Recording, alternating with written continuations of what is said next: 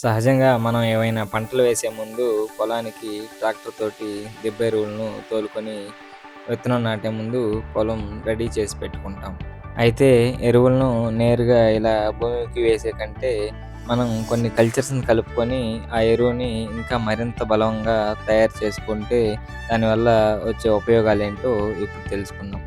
ఇక్కడ మనం చూసినట్టయితే మనం జీవామృతం, ఎన్‌పీకే, ట్రైకోడర్మా ఇవి కల్చర్స్‌ని ప్రిపేర్ చేసి పెట్టుకున్నాం. మనకి ఈ కల్చర్స్‌లో అనేక వేల కోట్ల సంఖ్యలో బ్యాక్టీరియా ఉండటం వల్ల, ఈ బ్యాక్టీరియాని మనం ఇంకా మల్టిప్లై చేసి భూమికి ఇచ్చినప్పుడు అవి చాలా సమర్థవంతంగా పనిచేస్తాయి. ఎన్‌పీకే మనకి భూమిలో ఉన్నటువంటి సహజంగా నైట్రోజన్, ఫాస్ఫరస్, పొటాష్ వీటిని సమర్థవంతంగా మొక్కలకు అందుబాటులోకి తీసుకొస్తుంది. ట్రైకోడర్మా ఉపయోగించడం వల్ల మనకి భూమి నుంచి సంక్రమించేటువంటి తెగుళ్లను మరియు వ్యాధులను మొక్కలకు దరిచేరకుండా కాపాడుతుంది. ఈ విధంగా తయారైనటువంటి కల్చర్స్‌ను మనం ముందుగా సేకరించి పెట్టుకున్నటువంటి ఆవు పేడ దిబ్బ ఎరువు మీద ఈ విధంగా చల్లుకోవటం జరుగుతుంది. కల్చర్ మొత్తం కలిసే విధంగా మనం దిబ్బ ఎరువును ఈ విధంగా పైది కిందకి, కిందిది పైకి కలుపుకోవాలి.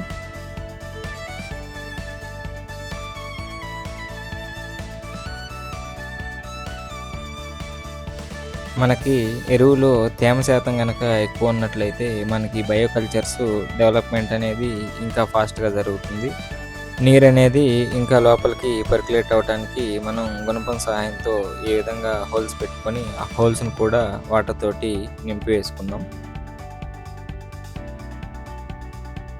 ఇలా తయారు చేసుకున్నటువంటి ఎరువు మనకి నెల నుంచి 2 నెలల్లో తయారవుతుంది.